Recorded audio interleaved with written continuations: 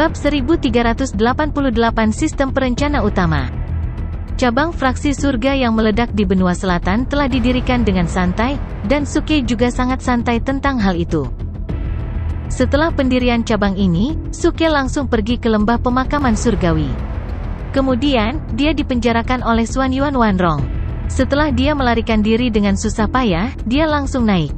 Jadi, secara umum, Suke bukanlah pemimpin faksi yang kompeten. Meski begitu, penampilannya tetap membuat heboh para pemimpin faksi surga yang meledak. Seperti kata pepatah, nama seseorang seperti bayangan pohon. Nama Suke adalah sosok yang sangat penting di 4 benua besar. Dia telah menjadi tulang punggung fraksi surga yang meledak. Apakah dia ada di sana atau tidak, fraksi surga yang meledak ada dan menjadi kuat karena dia. Semua anggota fraksi memandangnya sebagai panutan dan mengagumi gaya dan semangatnya. Sekarang setelah dia muncul di sini, banyak anggota fraksi surga yang meledak bersemangat. Seolah-olah berhala yang telah mereka sembah selama bertahun-tahun tiba-tiba muncul di hadapan mereka. Suke tidak terkejut, dia sudah terbiasa dengan itu. Adapun kata-kata tidak sopan dari ular berkepala 8, Suke tidak terlalu peduli tentang itu. Mereka yang ingin mencapai hal-hal besar tidak boleh diganggu oleh hal-hal sepele dan tidak boleh terlalu perhitungan. Jadi, Suke telah mengalahkan ular berkepala 8 di depan semua orang. Dia telah mengikat 8 kepalanya menjadi simpul mati dan menendangnya ke langit. Mereka yang ingin mencapai hal-hal besar tidak boleh diganggu oleh hal-hal sepele? Maaf, orang suci yang bertindak tangguh tidak pernah ingin mencapai hal-hal besar. Bang! Ketika ular berkepala 8 jatuh dari langit, tanah berguncang. Semua orang menahan napas dan menatapnya. Mereka tidak merasa kasihan pada ular berkepala 8. Siapa yang memintanya untuk menjadi begitu banyak bicara? Siapa yang tidak tahu reputasi Suke di 4 benua besar? Siapa yang berani mengatakan hal buruk tentang dia? Kecuali mereka lelah hidup. Ceka, orang bodoh ini membuat masalah begitu kita bertemu. Dia terlalu muda. Buttface mencibir dan mengejek ular berkepala 8 karena terlalu muda dan tidak peka. Di masa lalu, dia juga diberi pelajaran oleh Suke. Sekarang dia merasa bahwa dia telah mempelajari pelajarannya. Pak Tua, saya pikir itu cukup beruntung. Setidaknya hanya dipukuli dan tidak dibunuh. Duan Jiude sombong. Mo Junchen cukup tenang, dan dia tidak tertarik dengan masalah sepele seperti itu. Tatapannya tertuju pada pintu masuk Celestial Burial Valley. Intuisinya memberitahunya bahwa tempat ini tidak sederhana. Pemimpin fraksi Suke, saya punya pertanyaan. Bolehkah saya tahu asal-usul tempat ini? Dia menunjuk ke lembah pemakaman surgawi dan bertanya pada Suke. Pada saat ini, Suke baru saja selesai berurusan dengan ular berkepala 8, dan wajahnya penuh kepuasan. Dia dalam suasana hati yang baik, dan ketika dia mendengar pertanyaan Mo Junchen, dia menjawab dengan senyum tipis, Wali Mo, tempat ini disebut lembah pemakaman surgawi, dan asalnya adalah rumor kuno. Dikatakan bahwa makhluk surgawi adalah dimakamkan di sini, dan makhluk surgawi itu kemungkinan besar adalah Xuan Yuan Wanrong. Xuan Yuan Wanrong, makam yang mulia abadi? Mo Junchen terkejut. Kemudian, dia menganggukkan kepalanya. Jika yang mulia telah mendarat di tempat ini, adalah normal jika medannya menjadi seperti ini. Bumi bisa melahirkan orang-orang luar biasa, tetapi orang-orang di tingkat Xuan Yuan Wanrong sudah menjadi makhluk maha kuasa yang bisa mengubah dunia. Apa Xuan Yuan Wanrong? Kalian hanyalah sekelompok manusia bodoh. Tempat ini disebut lembah pemakaman surgawi karena nenek moyang sukuku sedang tidur di sini. Nama lembah pemakaman surgawi diberikan oleh suku lautku. Tiba-tiba, ikan kecil di tangan Buttface mengeluarkan teriakan tajam, dan wajahnya dipenuhi amarah. Ia percaya bahwa kata-kata Suke dan Mo Junchen merupakan penghinaan terhadap suku lautnya. Setelah mendengar ini, ekspresi Suke dan yang lainnya menjadi serius. Apakah nama lembah pemakaman surgawi berasal dari suku laut? Apalagi, ahli leluhur suku laut dimakamkan di sana? SWOOSH. Dalam sekejap, bola lampu berkedip di benak Suke, dan sepertinya semuanya telah beres. Krisis Xuan Yuan Wanrong tidak datang dari penguasa suku laut yang disebutkan oleh ikan kecil, tetapi dari leluhur suku laut di lembah pemakaman surgawi. Sejak awal, lembah pemakaman surgawi telah menjadi bahaya. Buttface mulai bekerja. Suke menatap Buttface dan berteriak. Dipahami. Buttface diam-diam mengerti, dan dia tidak menunggu instruksi Suke. Dia mengeluarkan gunting dan menjepitnya di tubuh ikan kecil itu. Dia memelototinya dan berteriak, F***CK. Kamu adalah mata-mata, dan kamu benar-benar tahu segalanya. Cepat dan beritahu aku asal spesifik dari lembah pemakaman surgawi. Jika tidak, aku akan memotongmu. Petik 2. Asal-usul lembah pemakaman surgawi bukanlah rahasia, dan saya akan memberitahu Anda. Apakah perlu untuk memotong saya? Apakah Anda gila? Ikan kecil itu memiliki temperamen yang berapi-api, dan geram dengan tindakan Buttface. Itu membuka mulutnya dan memarahinya. F***CK. Buttface juga geram, dan dia mengambil gunting dan memotong ekor ikan kecil itu. Retakan. Ikan kecil itu menjerit sedih, dan ekornya terlepas dari gunting. Ikan kecil, kamu terlalu banyak bicara omong kosong, dan kamu masih berani menghinaku. Apakah kamu pernah mati sebelumnya? Buttface memelototinya dan memarahinya. Dia sudah memindahkan gunting ke kepala ikan kecil itu. Wajah ikan kecil itu dipenuhi ketakutan, dan buru-buru memohon pengampunan. Jangan. Kakak anjing, aku salah. Aku benar-benar salah. Aku bukan manusia, dan aku telah berdosa. F***CK ibumu, aku serigala. Kakak serigala, ikan kecil itu sekarang berperilaku baik dan patuh. Tahap kultivasinya telah mencapai tahap pelatihan Void, dan bukan masalah besar bagi sebagian tubuhnya untuk dipotong. Tapi itu masih tidak bisa menghindari rasa sakit. Butuh puluhan hari untuk pulih dari bagian yang baru saja dipotong, dan itu juga membutuhkan bantuan obat roh. Jika kepalanya dipotong, mungkin akan kehilangan nyawanya di sini. Setelah ini, orang banyak mengetahui asal-usul lembah pemakaman surgawi melalui ikan kecil. Sejak awal, lembah pemakaman surgawi adalah bagian dari dasar laut, dan leluhur suku laut yang maha kuasa dimakamkan di sana. Setelah itu, benua berubah, dan wilayah yang seharusnya menjadi bagian dari dasar laut ini didorong ke atas dan berubah menjadi lembah di benua tersebut. Inilah mengapa suku laut menyebutnya lembah pemakaman surgawi, dan namanya disebarkan ke klan manusia. Dengan kata lain, lembah pemakaman surgawi tidak terkenal karena Xuan Yuan Wanrong, tetapi karena leluhur suku laut yang maha kuasa, yang sejarahnya bahkan lebih panjang dari Xuan Yuan Wanrong. Inilah mengapa jika nenek moyang suku laut belum mati, maka hari kebangkitannya akan menjadi hari ketika Xuan Yuan Wanrong akan menghadapi bahaya. Spesies apa nenek moyang suku laut yang kamu sebutkan? Seekor hiu, atau geodak? Suke memandangi ikan kecil itu dan bertanya. Ikan kecil itu memasang tampang cemberut dan berkata, aku benar-benar tidak tahu. Nenek moyang itu berstatus tinggi di suku kami, dan meskipun dia tidak memiliki patung, kami tetap memperlakukannya sebagai dewa penjaga suku kami. Tuhan, Suke mengerutkan alisnya. Hasil ini di luar harapannya. Jika lawannya adalah Raja Surgawi, dia tidak akan takut. Lagi pula, dia memiliki 2 jiwa Celestial Prime sebagai kartu trufnya. Jika lawannya adalah Celestial Prime, itu akan sedikit merepotkan. Tetapi jika itu adalah Kaisar Surgawi, itu akan sangat merepotkan. Tapi sekarang sepertinya lawannya adalah dewa, dan masalah ini tidak hanya merepotkan. Itu akan menjadi bencana besar. Jika dewa yang belum mati terbangun di era ini, siapa di dunia ini yang bisa menekannya? Omong kosong, dari mana datangnya begitu banyak dewa? Jika kamu tidak menjaga sikap, aku akan memenggal kepalamu. Buttface berteriak lagi untuk mengancam ikan kecil itu. Itu omong kosong, mengapa ada begitu banyak dewa? Ikan kecil itu panik dan buru-buru berteriak, aku bersumpah bahwa apa yang aku katakan itu benar. Namun, kamu salah paham. Dewa penjaga bukanlah dewa. Menurut beberapa rumor di sukuku, kekuatan dewa penjaga setara dengan Kaisar Langit. Dari suku manusia, ia melarikan diri ke dasar laut karena terluka parah oleh Kaisar Surgawi dari suku manusia. Tingkat Kaisar Langit, ekspresi Suke rileks saat dia melihat Buttface, Duan Jiude, dan yang lainnya. Meskipun Kaisar Surgawi jauh lebih lemah dari dewa, itu masih menjadi masalah besar bagi mereka. Menurut waktu, masih ada 2 hari lagi sebelum ramalan itu terpenuhi. Mungkin sebelum itu, kita bisa memindahkan Xuan Yuan Wanrong ke tempat lain atau bahkan menemukan cara untuk membebaskannya. Mungkin kita bisa menyelesaikan krisis ini untuk pemimpin fraksi. Mo Junchen menyarankan. Lepaskan dia. Sama sekali tidak. Meskipun dia tidak berani membunuh pria ini, dia pasti tidak akan melepaskan kita. Wanita itu gila. Duan Jiude menggelengkan kepalanya dan menolak saran ini.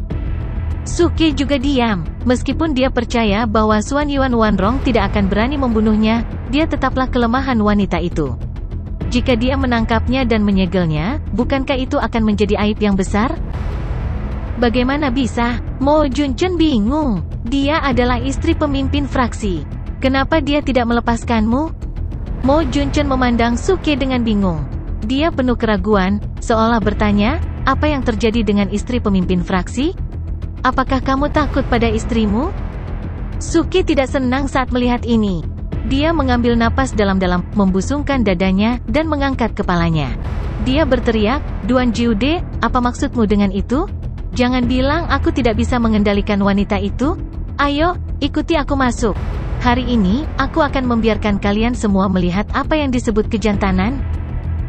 Setelah dia berbicara, Suke memimpin dan menyeret Duan Jiude dan Budfest, yang mencoba melarikan diri. Mereka berjalan menuju pintu masuk Celestial Burial Valley. F***CK, nak, lepaskan dewa ini. Dewa ini ingin buang air kecil. Berat, mari kita bicarakan ini. Jangan seperti ini. Jangan seret orang tua ini ke kematiannya. Budfest dan Duan Jiude segera berteriak. Mo Junchen sedikit terkejut. Dia tidak mengerti mengapa Budfest dan Duan Jiude begitu ketakutan. Namun, ketika dia melihat sikap percaya diri Suke, dia merasa lega. Setiap kali pemimpin geng seyakin ini, itu berarti dia yakin. Saat dia memikirkan ini, dia, Ryu Jingning, dan anggota fraksi surga yang meledak, termasuk ular berkepala 8, mengikuti Suke dan memasuki lembah pemakaman surgawi. Pada saat yang sama, di wilayah laut di ujung benua timur, 1 juta pasukan suku laut berdiri di dasar laut di tengah amukan ombak, siap berangkat. Mereka dipimpin oleh puluhan jenderal suku laut yang mengenakan baju besi emas dan perak. Mereka mengambil bentuk manusia dan tampak gagah berani. Mereka berdiri di laut tak terbatas dan memandang ke langit seolah-olah mereka sedang menunggu sesuatu. Setelah beberapa tarikan napas, laut mulai bergelora, dan bayangan hitam raksasa mendekati mereka dari belakang. Itu adalah kura-kura raksasa yang sebesar gunung, dan melayang di atas laut. Yang mulia, pasukan suku laut, bersama dengan puluhan jenderal suku laut, berlutut di tanah dan berteriak serempak. Kura-kura raksasa itu memandang lurus ke depan dan menjawab dengan tenang, dunia akan berubah, dan orang itu akan segera terbangun. Jika kamu tidak dapat menghancurkan lembah pemakaman surga dalam 1 hari, kamu akan menanggung akibatnya. Dipahami, raungan pasukan suku laut bergema di sekitarnya, dan laut menimbulkan gelombang besar. Di Laut Utara, di wilayah suku Rock, pemimpin suku-suku Rock memimpin anggota sukunya dan berdiri di puncak gunung tinggi di Laut Utara. Dia melihat ke laut yang jauh dengan ekspresi muram dan berkata dengan suara rendah, ombaknya bergelombang dan membunuh. Pertanda yang ditinggalkan oleh nenek moyang suku kita secara tak terduga telah menjadi kenyataan di generasi kita. Dunia akan berubah, dan nenek moyang kita akan kembali. Suku kita akan segera bangkit. Nenek moyang akan kembali. Lalu apa yang terjadi di benua langit itu benar? Seorang pria parubaya dari suku Rock bertanya. Pemimpin suku-suku Rock sedikit mengangguk dan menghela nafas. Betul, era Kaisar Langit telah dimulai, dan nenek moyang dari berbagai suku akan kembali. Suku manusia akan berada dalam masalah besar. Di gurun barat, di lautan pasir yang tak terbatas, banyak kuil membunyikan lonceng mereka, dan suaranya terdengar hingga 10.000 mil. Di tengah gurun, ada sebuah kuil kuno yang bobrok. Banyak patung Buddha duduk di kuil, dan berbintik-bintik karat. Namun, pada hari ini, lonceng berbunyi. Karat belang-belang pada patung Buddha tiba-tiba jatuh, dan mereka menjadi baru dan bersinar dengan cahaya emas suci. Berderak! Seorang biksu tua membuka pintu dan memasuki kuil. Ketika dia melihat transformasi patung Buddha, dia terkejut, dan tangannya gemetar. Amitabha! Dia melafalkan nama Buddha dengan khusyuk dan berlutut di tanah. Di kuil bobrok, terdengar suara samar nyanyian kitab suci. Di benua selatan, cabang fraksi surga yang meledak, yang seharusnya menjadi pintu masuk ke tanah misteri benua selatan, telah berkembang menjadi daerah yang ramai. Situs lama tanah misteri benua selatan masih kosong. Pada hari ini, langit cerah. Di situs lama tanah misteri benua selatan, tiba-tiba ada distorsi dalam kehampaan, dan ada riak. Setelah beberapa detik, sosok cantik keluar dari sana. Rambut panjangnya berkibar, dan wajahnya menakjubkan dan dingin. Dia memiliki temperamen yang sulit diatur dan acuh tak acuh. Dia mengenakan jubah Tao yang longgar, tapi itu tidak bisa menyembunyikan sosoknya yang mengesankan. Ini adalah biarawati Tao yang menakjubkan. Dia berjalan keluar dari kehampaan situs lama tanah misteri benua selatan secara diam-diam. Dia melihat sekeliling dan sedikit mengernyit. Sepertinya dia tidak terbiasa dengan perubahan di lingkungan sekitarnya, dan dia tidak menyukainya. Tidak ada yang memperhatikan kehadirannya, dan dia tidak mencari siapapun. Sepasang matanya yang indah memilih arah dan tidak pernah memalingkan muka. Joker, aku bisa datang dan menjemputmu sekarang. Apakah kamu masih di sana? Dia bergumam dengan suara rendah. Dia sedikit gugup dan gelisah, tapi dia juga penuh harapan. Tubuhnya berubah menjadi cahaya yang mengalir dan terbang ke kejauhan. Dia ke arah Gunung Lima Elemen. Saat ini, di lembah pemakaman surgawi, Suke dan timnya telah memecahkan mantra pembatas pintu masuk, dan mereka telah masuk. Menurut apa yang dikatakan ikan kecil itu, pasukan garda depan suku laut telah membuat para pembudidaya benua timur tidak siap, dan sebagian besar pembudidaya benua timur telah bergegas untuk mendukung mereka. Namun, mereka telah disergap, dan mereka benar-benar dikalahkan. Mereka menderita banyak korban, dan mereka melarikan diri ke lembah pemakaman surgawi. Tentara pelopor suku laut telah memperlakukan lembah pemakaman surgawi sebagai tanah suci, dan tidak ada yang berani mengejar mereka ke dalam. Penggarap benua timur juga telah memasang mantra pembatasan di pintu masuk, dan mereka berhasil berjuang di ambang kematian. Namun, pada saat ini, ketika Suke dan timnya memasuki lembah pemakaman surgawi, mereka merasakan aura yang menindas menyerang mereka. Meskipun mereka tidak dapat mendeteksi bahaya apapun untuk saat ini, segala sesuatu di sekitarnya masih membuat mereka merasa tertindas, dan mereka bahkan merasa tercekik. Ada yang tidak beres, tempat ini lebih rumit dari yang kubayangkan, kata Mo Junchen dengan suara berat. Ekspresinya serius, dan seolah-olah dia sedang menghadapi musuh besar. Bahkan seseorang sekuat dia merasa tidak nyaman di tempat ini. *CK, aku mencium darah lagi. Puluhan ribu orang telah meninggal di sekitarnya, dan mereka meninggal belum lama ini, kutuk Budfest. Dia cukup gelisah. Duan Jiude mengamati sekeliling, dan ekspresinya berubah drastis. Sialan, medan tempat ini telah berubah, dan itu seperti tungku raksasa yang dapat mengubah semua makhluk hidup menjadi korban. Setelah dia berbicara, dia dengan cepat mengeluarkan cangkang kura-kura kuno dan mengocoknya beberapa kali. Dia melemparkan beberapa koin perunggu kuno, dan wajahnya berubah menjadi ekspresi pahit. Dia memandang Suke dan berkata, ini situasi yang berbahaya. Suke dan timnya berhenti di tempat yang sama dan tidak melanjutkan lebih jauh. Jelas bahwa mereka berada dalam situasi yang sulit. Semakin dekat mereka ke lembah pemakaman surgawi, semakin kuat perasaan tercekik itu. Duan Jiude bahkan menggunakan keterampilan ramalannya untuk memprediksi bahwa perjalanan mereka ini akan berbahaya. Ekspresi mereka menjadi suram, dan anggota fraksi surga yang meledak yang mengikuti mereka di sini juga terkejut. Mereka tidak menyangka bahwa lembah pemakaman surgawi akan sangat berbahaya. Kami sudah selesai.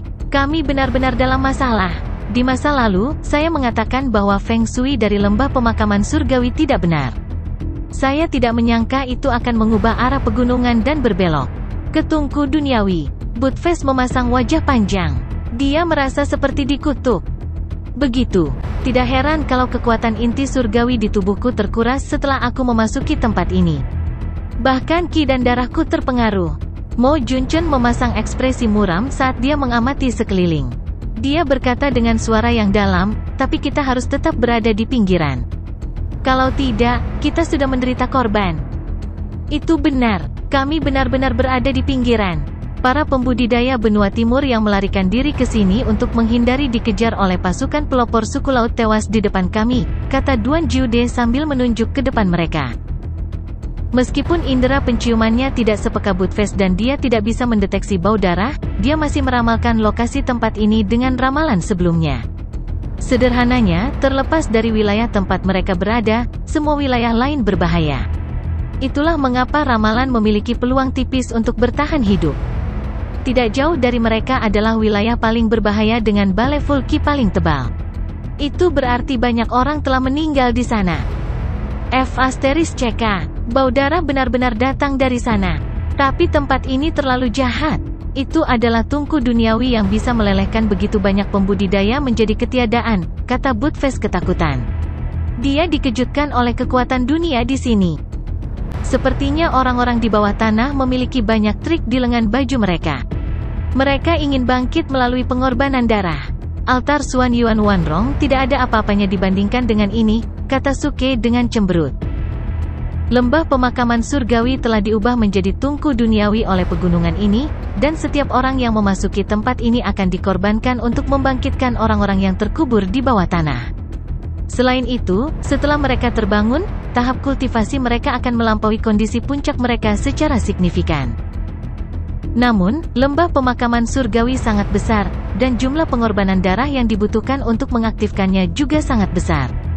Hanya mengandalkan pembudidaya benua timur yang sebelumnya melarikan diri ke sini, atau bahkan termasuk Xuan Yuan Wanrong, tidak akan cukup untuk sepenuhnya mengaktifkan tempat ini dan membangunkan orang-orang di bawah tanah. Lagi pula, formasi seperti ini biasanya membutuhkan darah segar. Terlepas dari apakah itu yang kuat atau yang lemah, selama jumlah darahnya cukup banyak, itu sudah cukup. Oleh karena itu, tidak peduli seberapa kuat Xuan Yuan Wanrong, jumlah darah yang dia miliki tidak cukup untuk mendukung pengoperasian tungku besar ini. Jadi, dari mana datangnya lebih banyak darah? Memikirkan hal ini, Suke mengerutkan kening lebih keras. Dikombinasikan dengan fakta bahwa barisan depan suku laut telah pergi ke benua selatan, dia samar-samar dapat menebak bahwa suku laut mungkin akan mengejar semua pembudidaya dari 4 benua besar ke tempat ini dan mengorbankan mereka hidup-hidup. Nah, apa yang harus kita lakukan sekarang? Jika kita maju, kita akan mati, dan jika kita mundur, kamu akan mati. Bagaimana menurutmu? Pada saat ini, Budfest memandang Suke dan bertanya. Kata-katanya masuk akal. Jika mereka maju, mereka mungkin akan mati di sini sebelum mereka bisa melihat Xuan Yuan Wanrong. Namun, jika mereka mundur, Suke tidak akan bisa menyelesaikan krisis kematian Xuan Yuan Wanrong. Kemudian, Suke akan terpengaruh oleh buku surgawi Taiyi, dan dia akan mati bersama Xuan Yuan Wanrong. Inilah mengapa ini adalah jalan buntu di mana mereka terjebak di antara batu dan tempat yang keras. Budfest, apakah kamu ingin dipukuli? Suke memelototinya. Budfest bersembunyi di belakang Duan Jiude dan berteriak, aku baru saja menyatakan fakta. Ini adalah fakta yang sulit diterima. Kami terjebak di antara batu dan tempat yang sulit. Mo Junchen menghela nafas dan menggelengkan kepalanya. Meskipun sulit baginya untuk menerima kenyataan ini, dia tidak punya pilihan. Dia telah berkultivasi selama bertahun-tahun dan telah menghadapi banyak keputusan sulit. Meskipun dia telah melihat situasi Suke berkali-kali, dia masih merasa tidak berdaya. Terkadang, hidup seperti ini. Kadang-kadang, bahkan jika Anda tahu apa yang akan terjadi, Anda hanya bisa melihatnya terjadi. Anda tidak berdaya untuk mengubahnya. Misalnya, ketika Anda melihat vas berharga yang akan jatuh dari jauh, Anda tidak dapat menangkapnya. Atau, ketika pakaian rakyat jelata semakin tampan, Anda tidak bisa menghentikannya. Ada terlalu banyak insiden serupa? Omong kosong *T. Budfest tiba-tiba berteriak dan membantah Mo Junchen. Duan Jiude juga memandang Mo Junchen dengan ekspresi aneh. Dia menggelengkan kepalanya dan berkata, Wali Mo, apa yang kamu bicarakan? Kapan kita pernah menghadapi dilema? Benar, pilihan macam apa ini? Suke menatap Mo Junchen dengan heran. Mo Junchen tercengang. Bahkan ular berkepala 8 dan fraksi surga yang meledak lainnya bingung. Setidaknya menurut mereka, apa yang dikatakan Mo Junchen benar. Apalagi, Budfest sendiri yang mengatakannya. Jika mereka maju, mereka semua akan mati bersama. Jika mereka mundur, Suke akan mati. Bukankah ini sebuah dilema? Mengapa Dok Combo menentangnya pada saat yang sama? Aduh, Wali Mo, Yang Mulia sangat kecewa padamu. Buttface menghela nafas, dan wajahnya dipenuhi kejengkelan. Duan Jiude juga menggelengkan kepalanya tanpa daya. Fraksi surga yang meledak tidak pernah berada dalam dilema. Benar, selain depan dan belakang, ada juga atas, bawah, kiri, dan kanan kan? Kita tidak bisa maju, dan kita tidak bisa pergi ke belakang. Tidak, kita tidak bisa pergi ke belakang. Lalu aku akan turun dan menghancurkan sarang orang itu, kata Suke dengan tenang. Turun, hancurkan sarangnya. Ketika Mo Junchen mendengar ini, dia terkejut. Orang-orang lainnya juga terkejut. Segera setelah itu, semua orang membuka mata lebar-lebar dan sadar. Kombinasi dan anjing ingin menggali tanah dan menggali kuburan. Menurut apa yang dikatakan ikan kecil itu, lembah pemakaman surgawi adalah tempat pemakaman makhluk maha kuasa suku laut. Itu adalah kuburannya. Sekarang, kuburan telah berubah menjadi tungku pemakan manusia. Itu adalah jalan buntu bagi semua orang.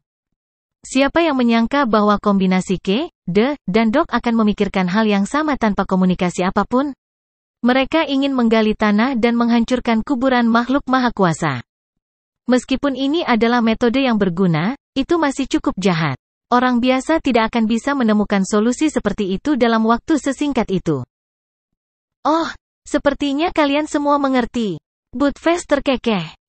Bagus kalau kamu mengerti, itu berarti kamu memiliki pemahaman yang baik. Ayo, mari kita mulai bekerja. Duan Jiude menggulung lengan bajunya dan mengeluarkan sekop besi. Jelas bahwa alasan dia bisa membawa sekop besi adalah karena profesi lamanya.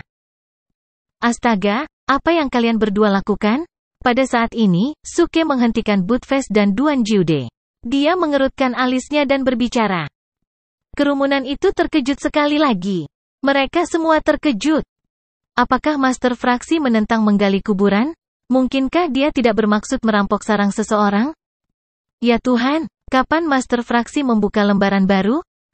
Sementara kerumunan tercengang, Suke melangkah maju dan mengambil sekop besi Duan Jiude. Dia memasang ekspresi serius dan berkata, merampok kuburan tidak dilakukan seperti ini. Kamu bahkan belum menemukan titik akupuntur yang tepat. Berapa lama waktu yang kamu butuhkan untuk menggali secara acak seperti ini? Setelah Suke berbicara, dia melambaikan tangannya dan mengeluarkan kompas besar dari selangkangannya. Mengapa itu besar? Itu karena semua yang keluar dari selangkangannya besar. Gemerincing? Saat berikutnya, Suke melangkah maju. Dia memegang kompas di tangannya dan membaca dengan keras, mencari naga dan membagi emas tergantung pada gunung melingkar. Setiap gunung melingkar adalah penghalang. Menutup penghalang 80% berbahaya. Itu dalam bentuk yin dan yang 8 trigram. Berhenti. Suara mendesing. Seketika, seberkas cahaya keluar dari kompas di tangan Suke dan mendarat di sebuah gunung di depan mereka.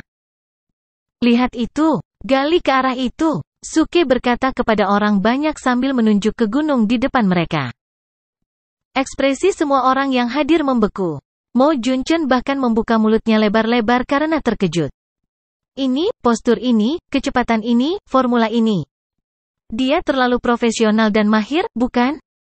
Berapa banyak kuburan orang yang telah dia gali?